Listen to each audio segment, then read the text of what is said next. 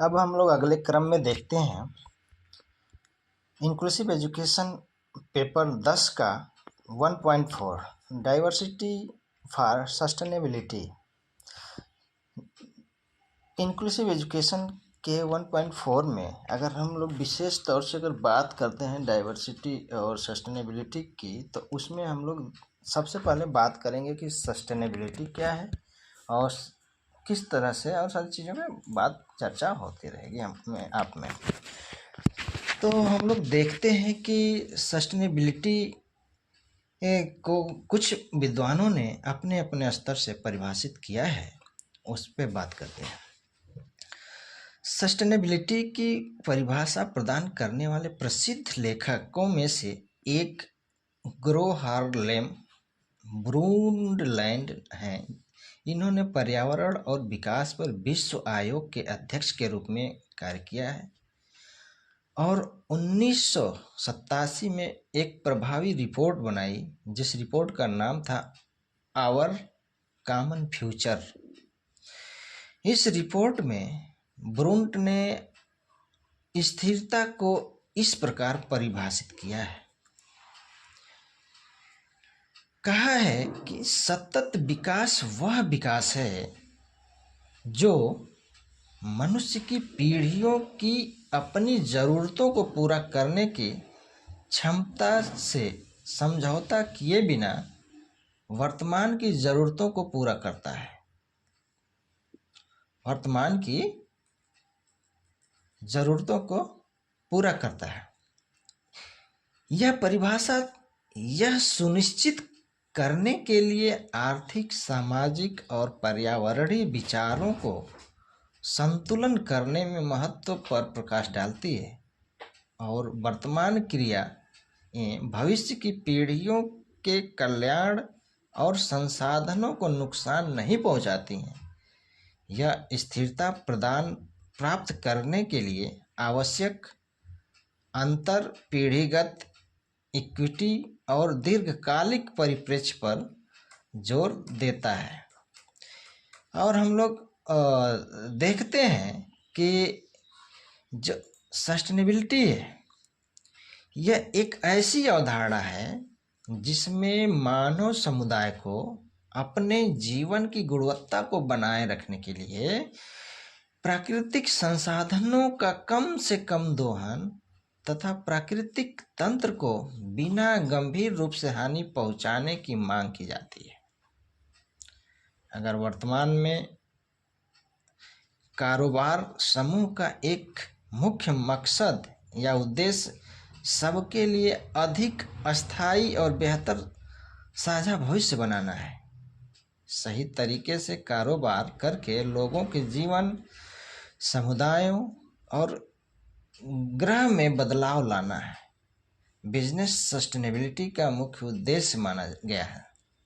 यह माना जाता है कि स्वयं बेहतर बनकर हम सभी के लिए सशक्त, अधिक स्थायी भविष्य बनाने में मदद कर सकते हैं।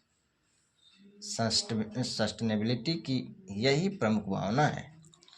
आज हम सबको सामाजिक, पर्यावरण और वित्तीय नेतृत्व पर ध्यान देने के साथ साथ सस्टेनेबिलिटी के लिए चौतरफा दृष्टिकोण अपनाने की आवश्यकता है। ऐसा विश्वास किया जाता है कि प्रत्येक कारोबारी गतिविधियों में चौतरफा दृष्टिकोण अपना करके ही हम परिवर्तनकारी और अस्थायी बदलाव कर सकते हैं। अस्थायी बदलाव कर सकते हैं और इसके अंतर्गत हम लोग देखते हैं कि सस्टेनेबिलिटी का अर्थ क्या है। सस्टेनेबिलिटी जिसे टिकाऊपन भी कहा जाता है, हम लोग टिकाऊपन भी कहा जाता है। इसका अर्थ वर्तमान आवश्यकताओं को पूरा करते हुए भविष्य की पीढ़ियों के लिए संसाधनों को संरक्षित करना है। यह एक व्यापक अवधारणा है जो पर्यावरण, अर्थव्यवस्था और समाज के सभी पहलुओं को शामिल करती है। हम यदि सस्टेनेबिलिटी की परिभाषा को देखें तो सस्टेनेबिलिटी एक ऐसी अवधारणा है जहां मानव समुदाय अपने जीवन की गुणवत्ता को बनाए रख सकती है, वह भी बिना प्राकृतिक संसाधनों का अत्यधिक उपयोग के और बिना प्राकृतिक तंत्र को गंभीर रूप से हानि पहुंचाए। सस्टेनेबिलिटी की 3 महत्वपूर्ण परिभाषाएं अगर हम लोग देखें तो संयुक्त राष्ट्र पर्यावरण कार्यक्रम UNEP के अनुसार सस्टेनेबिलिटी वर्तमान आवश्यकताओं को पूरा करते हुए भविष्य की पीढ़ियों के लिए संसाधनों को संरक्षित करने की क्षमता है। यहीं पर हम लोग दूसरी परिभाषा पर अगर ध्यान दें, पर्यावरण संरक्षण एजेंसी इन्वायरमेंट प्रोटेक्शन एजेंसी के अनुसार सस्टेनेबिलिटी एक ऐसी दुनिया बनाना है जो भविष्य की पीढ़ियों के लिए स्वस्थ और उत्पादक हो। यहीं पर अर्थव्यवस्था और पर्यावरण के लिए विश्व आयोग के अनुसार अगली परिभाषा को देखें तो इनका कहना है कि सस्टेनेबिलिटी एक ऐसी विकास प्रक्रिया है जो पर्यावरणीय स्थिरता, आर्थिक विकास और सामाजिक न्याय को संतुलित करती है। इनके आयाम की दृष्टिकोण से अगर देखते हैं तो सस्टेनेबिलिटी को हम लोग 3 आयामों में बांटते हैं: पर्यावरणीय स्थिरता, आर्थिक स्थिरता और सामाजिक स्थिरता। अगर सस्टेनेबिलिटी पे बात करें तो हमें कुछ इससे किस प्रकार के लाभ हैं: पर्यावरण की रक्षा, आर्थिक विकास और सामाजिक न्याय की बात करते हैं इसके अंतर्गत, जिसमें देखते हैं कि पर्यावरण की रक्षा में सस्टेनेबिलिटी प्राकृतिक संसाधनों के संरक्षण और पर्यावरणीय प्रदूषण को कम करने में मदद करती है। इससे जलवायु परिवर्तन, पारिस्थितिकी क्षरण और प्रजातियों के विलुप्त होने जैसी पर्यावरणीय समस्याओं को कम करने में मदद मिल सकती है।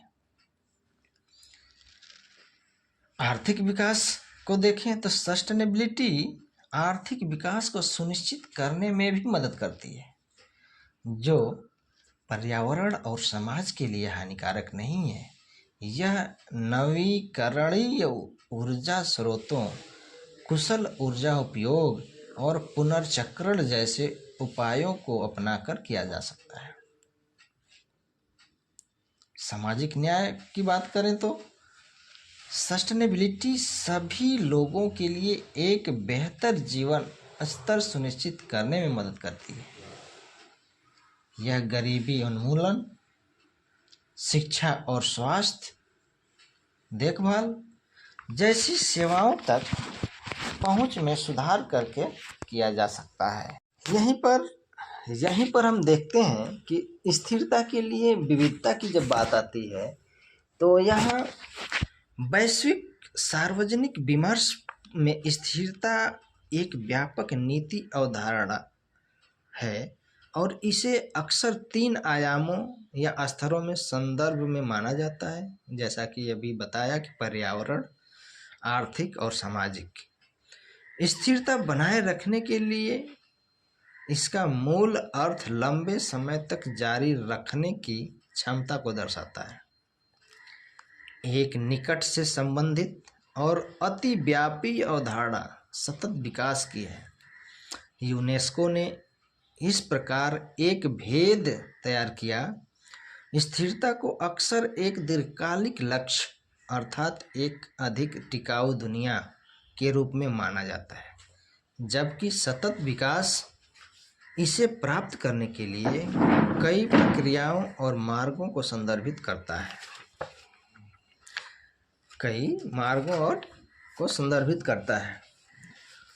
सततता और सतत विकास शब्द प्रकाशनों और इंटरनेट पर तेजी से लोकप्रिय हो रहे हैं। पर्यावरणीय स्थिरता की चर्चा अक्सर जलवायु परिवर्तन के मुद्दों पर केंद्रित होती है, जो इस सदी में एक प्रमुख मुद्दा बन गया है। जैव विविधता का नुकसान, पर्यावरण का क्षरण, वायु प्रदूषण और प्लास्टिक प्रदूषण सभी अस्थिरता के परिणाम हैं। स्थिरता की अवधारणा की विभिन्न दृष्टिकोणों से आलोचना की गई है।